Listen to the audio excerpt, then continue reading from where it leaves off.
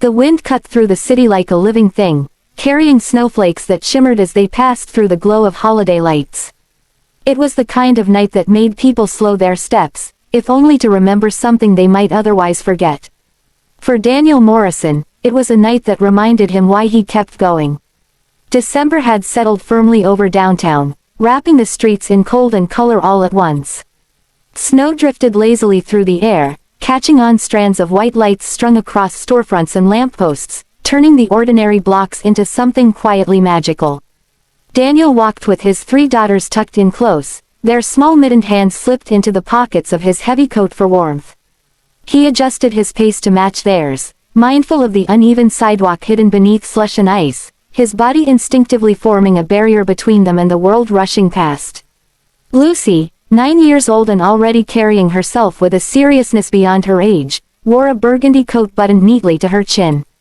Emma, 7 and constantly in motion, bounced along at his side in bright pink, her breath puffing white clouds into the air. Little Sophie, only 5, clung to his other side in cream-colored wool, her steps shorter, her wonder bigger. Wisps of blonde hair escaped from beneath their knit hats, catching the light as they moved. Daniel was 42, his dark hair beginning to gray at the temples, the kind of change that came not from vanity but from time and weight.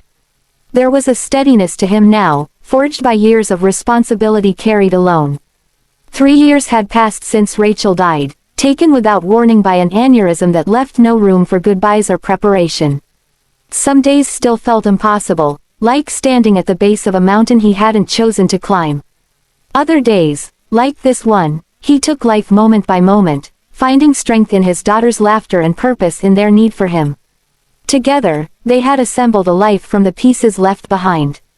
It wasn't flawless, it wasn't easy, but it was full of love, and that mattered.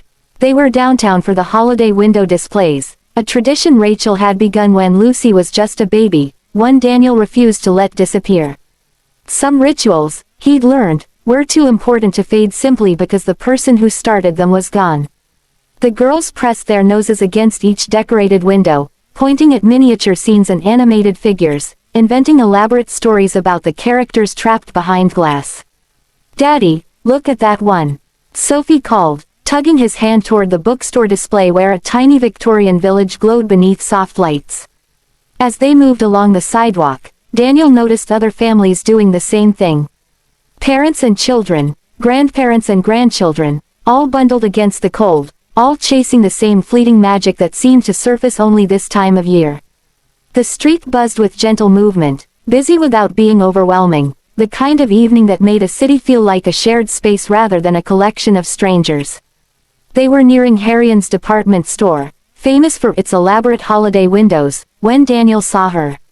She sat in a wheelchair just outside the entrance, positioned carefully near the wall to avoid blocking foot traffic. She wore a deep red coat that looked expensive once, though now it was clearly well worn, the fabric softened by time. Her blonde hair fell in loose waves around her shoulders. She appeared to be in her late 30s, maybe a little older, with delicate features and a quiet dignity that seemed at odds with her situation. What drew Daniel's attention, though, were her hands. They moved with deliberate precision, forming shapes and motions he recognized even after all these years. She was signing to people as they passed. Her expression held hope layered over exhaustion, as if she'd been sitting there a long while without much luck. Daniel had taken a sign language class in college, more out of curiosity than necessity, and most of it had faded with time. Still, the basics remained. He understood enough to know she was asking for help. Most people didn't stop. A few glanced her way, then quickly looked away, uncomfortable or unsure. He understood that instinct. The world had trained people to be wary of street encounters, to protect themselves first. But something about her made him slow his steps. Maybe it was the quality of her coat, hinting that this hardship was new. Maybe it was the way she held herself, pride wrestling with necessity. Or maybe it was simply that Daniel knew, from grief and struggle, how suddenly life could unravel. His daughters felt the change immediately and looked up at him with questioning eyes. The woman's hands moved again, and Daniel caught fragments of meaning.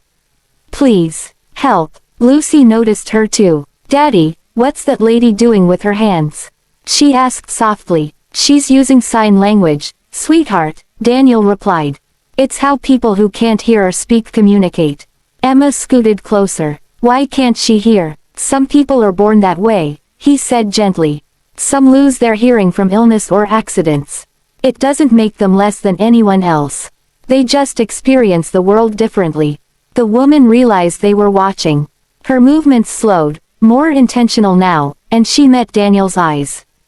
There was something there, not desperation, exactly, but a quiet plea that spoke of circumstances beyond her control. Daniel felt his daughter's attention sharpen. They were watching him, whether they realized it or not, absorbing what he would do next. He understood in that instant that this was a teaching moment no lecture could replicate. He approached carefully, kneeling so he was at eye level, mindful not to startle her. His daughters hovered behind him, curious and uncertain. Surprise flickered across the woman's face, then cautious hope. Her hands formed a question he couldn't fully interpret. He lifted his hands apologetically and spoke slowly so she could read his lips. I'm sorry, I only know a little sign language. Not enough. She nodded in understanding and reached into a bag hanging from the side of her wheelchair. She pulled out a small notebook and pencil, her movements graceful despite fingers that must have been stiff from the cold. She wrote quickly and turned the page toward him. My name is Catherine Reed.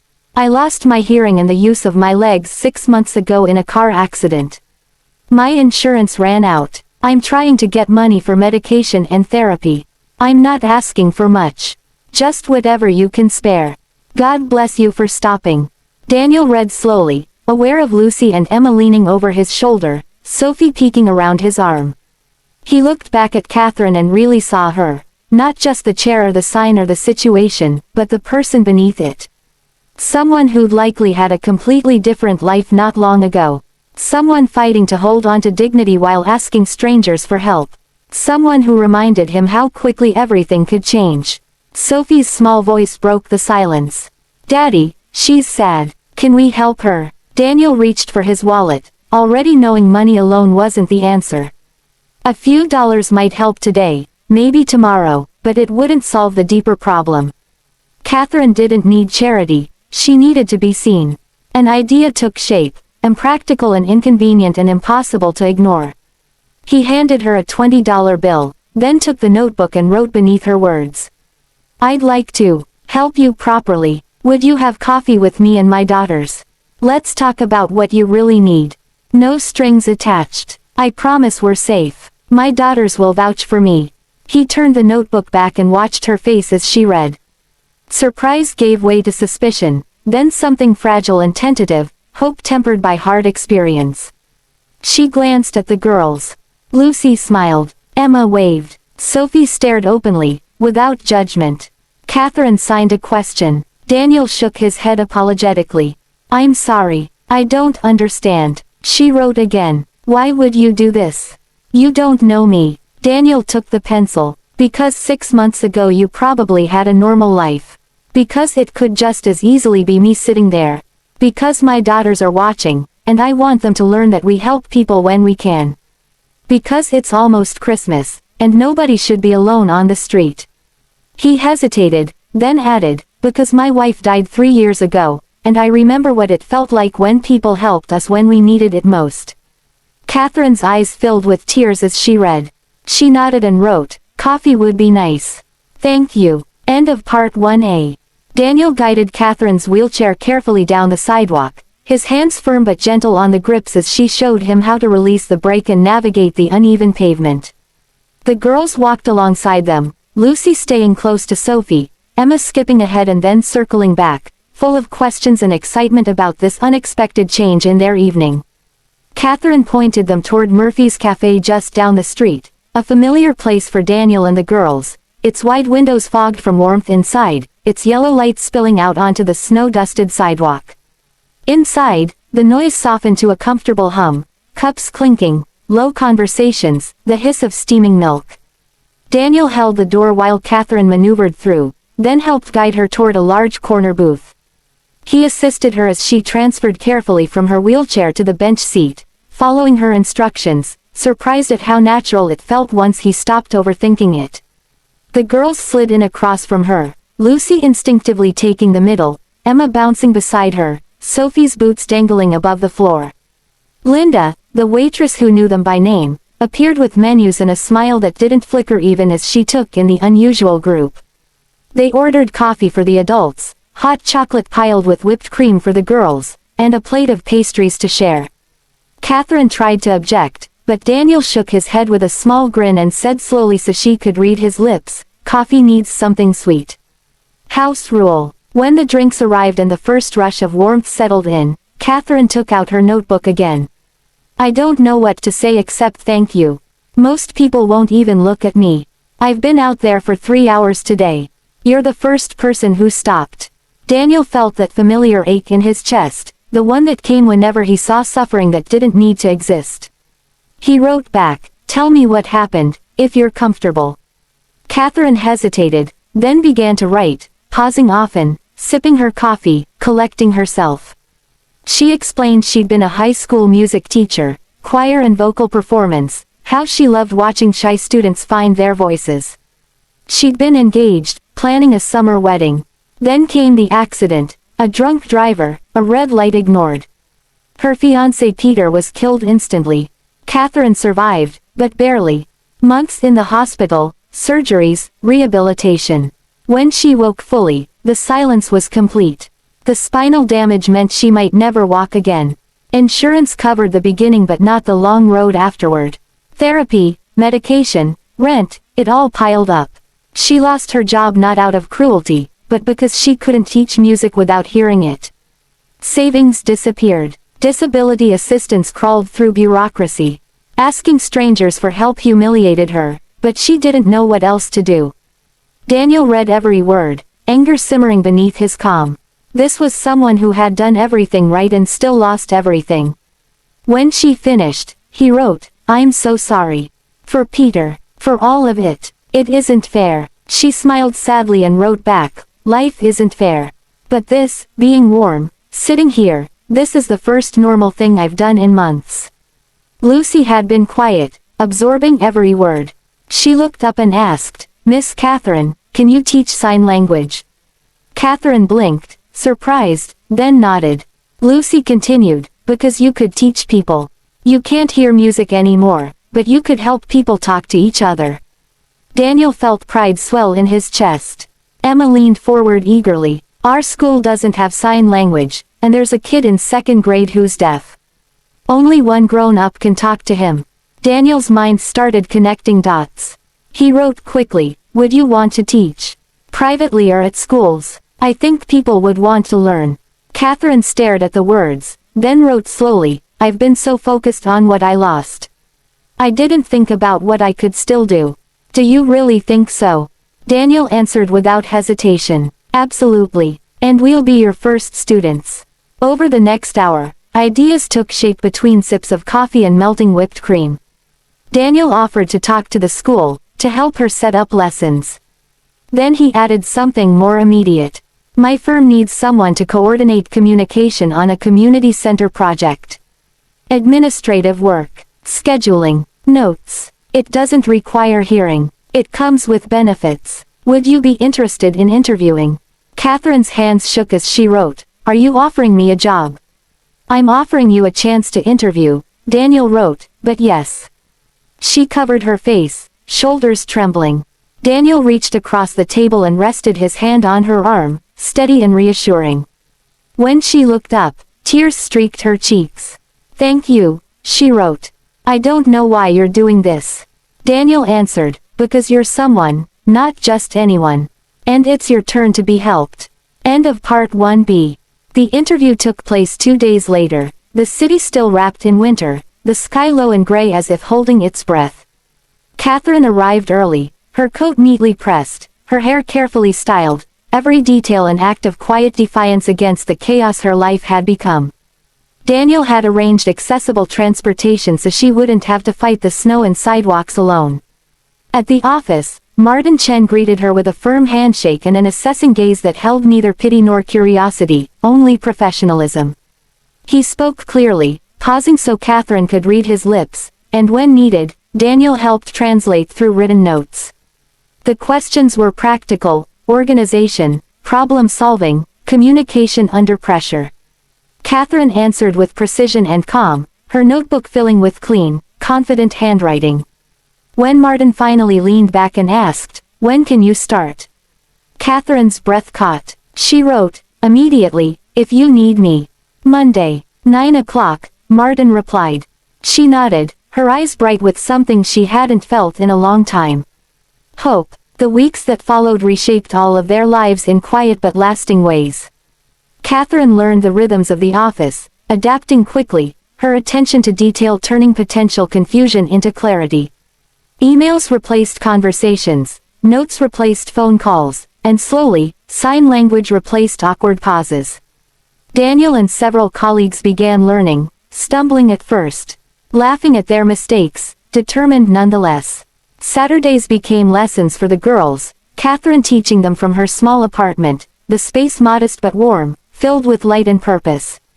Lucy absorbed the language thoughtfully, Emma with enthusiasm, Sophie through play and imitation. Daniel learned alongside them, slower but committed, wanting his daughters to see that growth didn't end with adulthood. Catherine became part of their routine: pizza nights, school concerts, holiday pageants.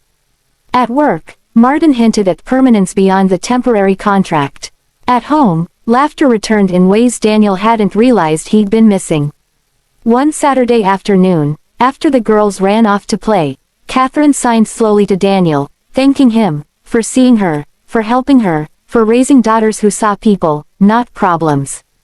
Daniel signed back that she had helped them too. When she told him Rachel would be proud, his eyes filled, and for a moment, the world felt gentle again. They sat together in silence, not empty, but full. End of part 1. Winter tightened its grip as December deepened, the days shortening, the nights settling in early like old habits returning. Snow became a constant presence rather than a novelty, piling along curbs and rooftops, softening the edges of the neighborhood where Daniel and the girls lived. Their modest house glowed warmly in the evenings, light spilling from the windows as if pushing back against the cold.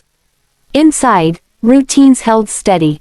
Homework at the kitchen table, Sophie humming tunelessly while coloring, Emma narrating everything she did, Lucy quietly reading or helping where she was needed without being asked. Daniel moved through it all with practiced care, packing lunches, checking coats, making sure boots were dry by morning. And now, threaded into that rhythm, was Catherine. She came for dinner some nights, navigating the front steps with Daniel's help until he finally installed a small ramp, insisting it was no trouble at all. The girls greeted her with excitement, their hands already forming signs as naturally as speech. Catherine responded in kind, her face lighting up at their eagerness, at how quickly children accepted what adults often hesitated to learn. At work, Catherine's presence changed the atmosphere in subtle ways. Meetings slowed, people became more deliberate, more thoughtful in how they communicated. Emails grew clearer, notes were more precise. Frustrations that once simmered beneath rushed conversations found calmer resolution. Martin Chen noticed, quietly impressed, not just by Catherine's competence but by the way the team adjusted around her without complaint. The community center renovation stayed on schedule, a small miracle in itself. Daniel watched Catherine settle into her role with a mix of relief and admiration. She arrived every morning early, organized her tasks with meticulous care, and stayed late when needed, never asking for special treatment, never apologizing for accommodations. Slowly, word spread through the office. People stopped seeing the wheelchair first. They saw the work. Saturdays remained sacred. Daniel would drop the girls off at Catherine's apartment mid-morning, helping carry bags of notebooks and flashcards. The girls would burst through the door, shrugging off coats, hands already moving. Catherine's living room transformed into a classroom, walls adorned with handwritten charts and labeled diagrams. Lucy asked thoughtful questions about grammar and structure. Emma practiced enthusiastically, sometimes inventing signs of her own. Sophie learned the way she did everything, by watching, copying, laughing when she got it wrong and trying again without embarrassment. Daniel often stayed for the first part of the lesson, sitting off to the side, practicing quietly, determined to keep up. He wanted to speak to Catherine in her language, not out of obligation, but out of respect. He wanted his daughters to see effort, to understand that inclusion wasn't passive kindness but active participation. Outside those lessons, Catherine's life continued to rebuild, piece by careful piece. Disability paperwork moved forward at its own frustrating pace, but the steady paycheck eased the constant anxiety. She could breathe again, sleep through the night without calculating how many pills she could afford to take. The humiliation of sitting outside storefronts faded into memory, though it never fully left her. Some days, she still caught herself bracing for rejection, flinching at sudden movements or loud vibrations she could no longer hear but could still feel. Daniel noticed these moments, offering quiet steadiness rather than questions. He understood that healing didn't follow a schedule. As Christmas approached, the city leaned into celebration. Trees appeared in windows, wreaths on doors. At Luce's school, rehearsals for the winter concert filled the afternoons. Catherine attended the performance, sitting beside Daniel in the auditorium, watching Lucy sing with careful focus, Emma swaying offbeat, Sophie waving enthusiastically from her spot on the risers. Catherine felt the music through vibrations in the floor, through the expressions on the children's faces. It wasn't the same, but it was something. Afterward, Lucy signed excitedly about the performance, her hands moving faster than Catherine could follow, both of them laughing at the effort. For Daniel, watching them together stirred something unfamiliar. It wasn't grief exactly, but a soft ache, the awareness of how life kept changing shape around him. Rachel's absence was still there, still real, but it no longer consumed every moment.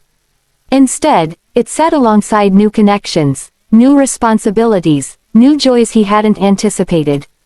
One evening, as snow fell steadily outside and the girls decorated cookies at the kitchen table, Catherine sat with Daniel on the couch, the television muted. She signed slowly, deliberately, sharing that she'd received notice her disability application was finally moving forward. It wasn't approval yet, but it was progress. Daniel smiled and signed congratulations, pride evident in his expression. She hesitated, then signed again, thanking him not just for the job or the help, but for the way he treated her, as capable, as whole. Daniel responded simply, honestly. That's who you are. He meant it. The season moved forward, carrying them all with it. End of Part 2A. As December edged closer to Christmas, small moments began to stack into something larger, something that felt like momentum. Catherine's role at the firm expanded almost without announcement. Martin Chen started looping her into longer-term planning discussions, asking her opinion, trusting her judgment. When contractors emailed late at night with scheduling conflicts, Catherine answered calmly, methodically, smoothing tensions before they could escalate. Daniel watched it happen from across the office, the way people began to rely on her without thinking about why. That, he realized, was the true mark of belonging. At home, the girls practiced their signing constantly, turning everyday moments into lessons. Sophie signed when she wanted juice. Emma signed jokes, laughing before she finished the punchline. Lucy corrected them both gently, her confidence growing as her skill did. Daniel joined in during dinners, their table a place of hands and smiles and effort. Catherine came over one evening with a small box of ornaments she'd kept from before the accident.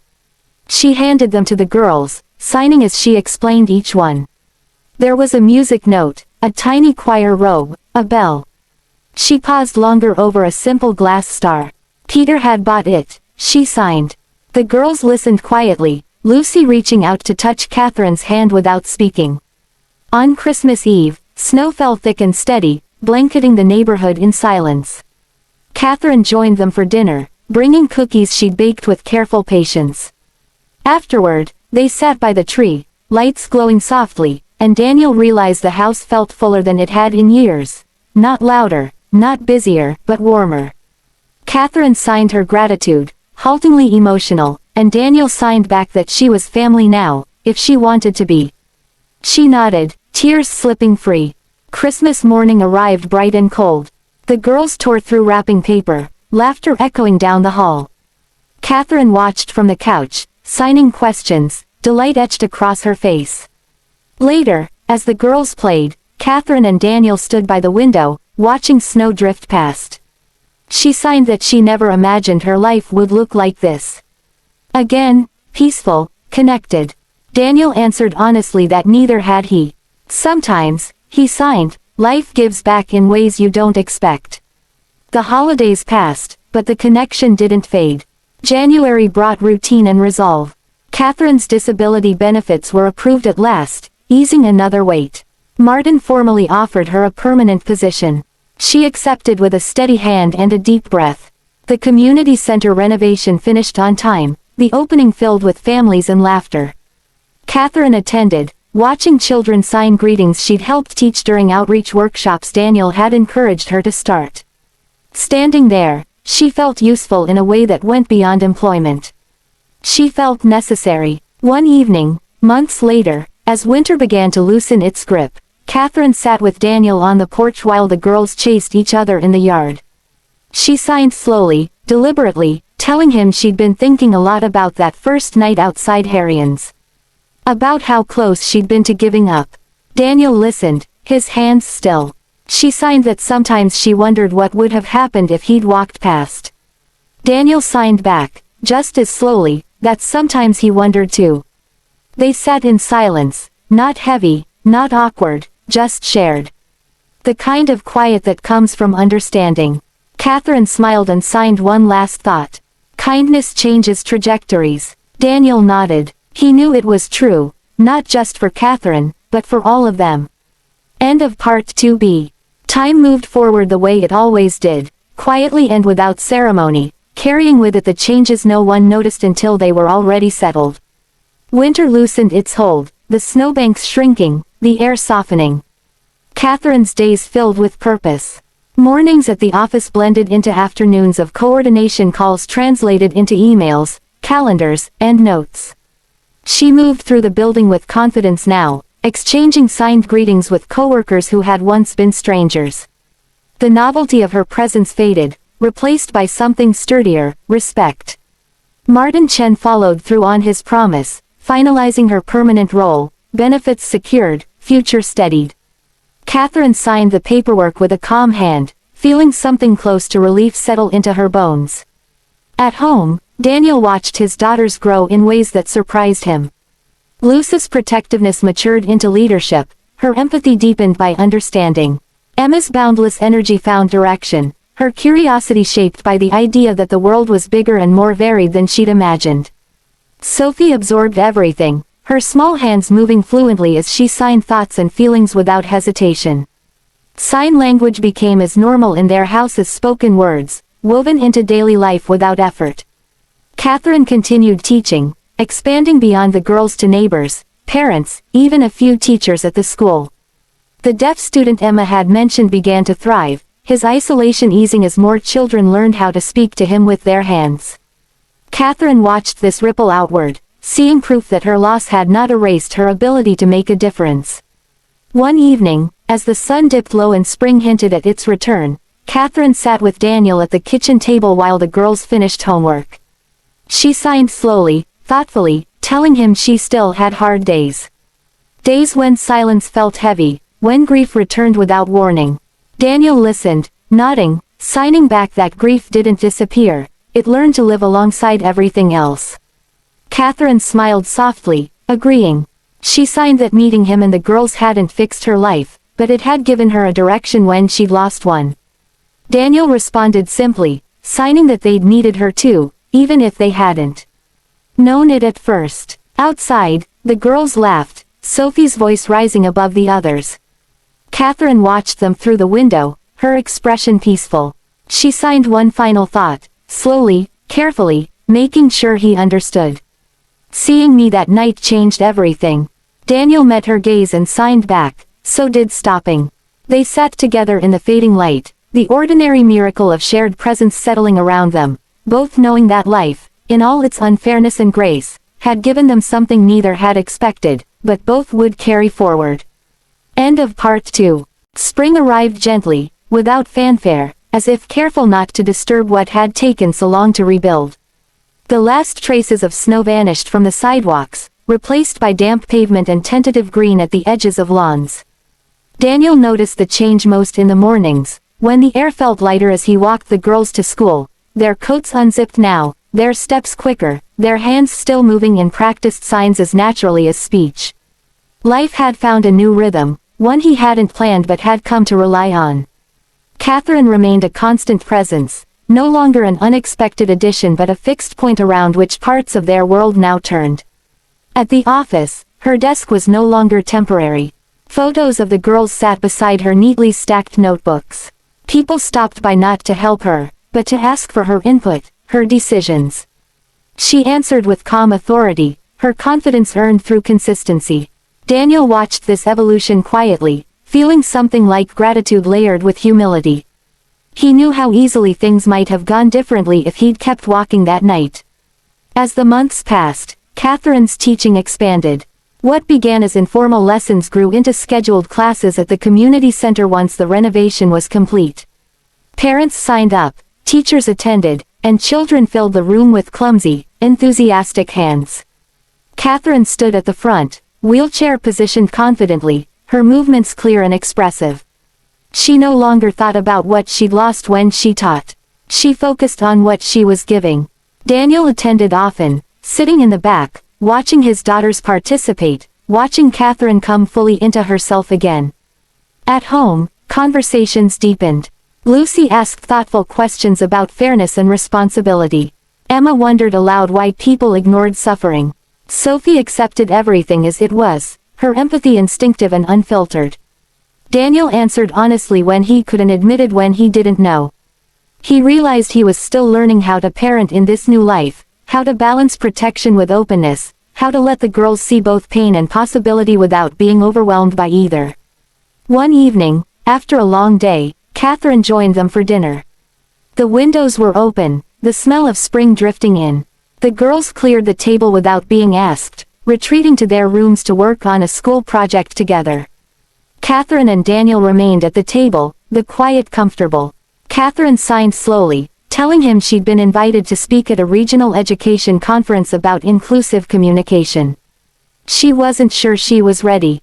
Daniel smiled and signed back that readiness wasn't the same as worthiness. "You already are," he signed. She considered this, nodding. There was a pause, then she signed something more personal. She said that being part of their family had changed her understanding of belonging. That she no longer measured her value by what she could no longer do. Daniel listened, his chest tight in a way that wasn't painful. He signed back that she'd done the same for them, that the girls spoke about kindness now as something active, something practiced. Catherine looked down briefly, then back up, emotion steady but visible. Outside, the girls' laughter drifted through the open window. Life, Daniel thought, wasn't fixed or fragile. It was responsive. It changed shape when people showed up for one another. End of Part 3A. Summer arrived in earnest, warm and bright, stretching the days long past dinner and bedtime. The girls shed their routines as easily as their school backpacks, replacing homework with bike rides and chalk drawings on the driveway. Catherine came along on outings now, picnics at the park, outdoor movies, afternoons at the community center where her classes continued to grow. She moved through these spaces with ease, her wheelchair no longer a barrier but simply part of the landscape. People greeted her by name. Children signed to her from across rooms, proud of what they'd learned. Daniel noticed how natural it all felt, how quickly what once seemed extraordinary had become ordinary in the best possible way. One afternoon, after a particularly lively class at the community center, Catherine wheeled herself outside to where Daniel waited with the girls. The sun was high, the air thick with the smell of cut grass. She signed, laughing, that she never imagined she'd enjoy teaching again. Not like this. Daniel signed back that sometimes the second version of a life surprised you more than the first. She nodded, thoughtful. As the weeks passed, the girls prepared for the start of a new school year. Lucy would be moving up, Emma starting a new grade, Sophie finally old enough to feel important about it all. Catherine helped them practice presentations they wanted to give about sign language, encouraging them to stand in front of mirrors and speak with their hands. Daniel watched from the doorway, pride swelling quietly. He thought often of Rachel during those moments, how much she would have loved seeing the girls grow into themselves, how she would have embraced Catherine without hesitation. One evening, after the girls were asleep, Catherine and Daniel sat on the back porch, fireflies blinking in the darkness. Catherine signed slowly, carefully, telling him she'd been thinking about independence. About the future. She was considering moving into a place closer to the community center, more accessible, more her own. She was nervous to say it, worried it might sound like distance. Daniel listened, then signed back with gentle reassurance. Growth isn't leaving, he signed. It's becoming. Catherine exhaled, relief visible. She smiled and signed that she'd learned that from him. In early autumn, the school invited Catherine to formally consult on accessibility programs. She stood beside principals and teachers, hands moving confidently as she advocated for students who needed to be seen. The girls sat in the front row, watching her like she was a hero. Daniel felt something shift again, not loss, not fear, but gratitude layered over memory. Life had not returned what it took. It had offered something different instead. As leaves began to fall, Catherine moved into her new apartment. Daniel and the girls helped unpack, hanging pictures, arranging books. When it was done, Catherine signed her thanks, her hands steady, her eyes bright. She signed that she didn't feel alone anymore, even in her own space. Daniel signed back that she never had been, not really. They hugged, careful and warm, the kind of embrace that carried history without weight.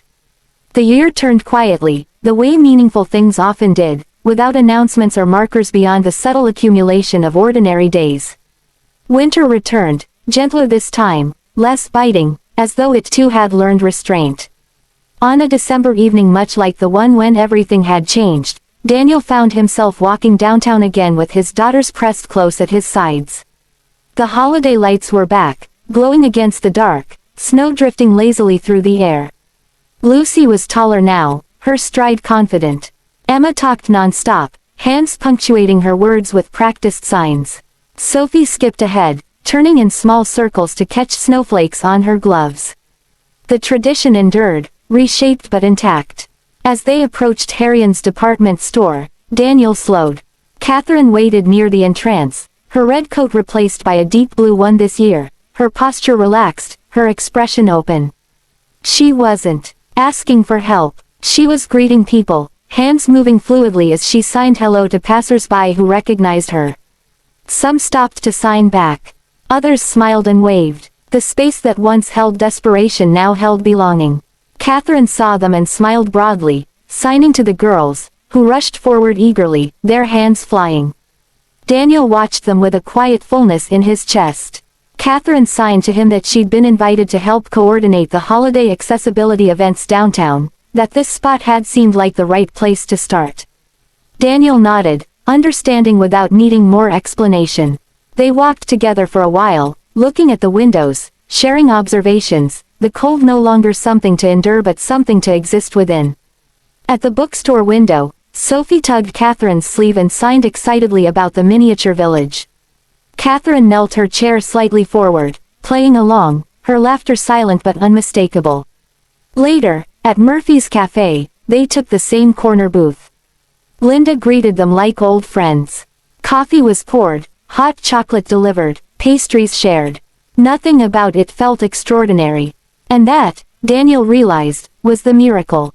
Catherine signed her gratitude quietly, not for the job or the lessons or the help, but for that first moment of being seen. Daniel signed back that stopping had changed his life too. He didn't elaborate. He didn't need to. Outside, snow continued to fall, soft and steady, covering the city in white. Inside, hands moved, children laughed, and a life once broken held together, not perfectly, not without scars, but whole enough to move forward. Daniel thought of Rachel then, not with sharp pain, but with gentle remembrance.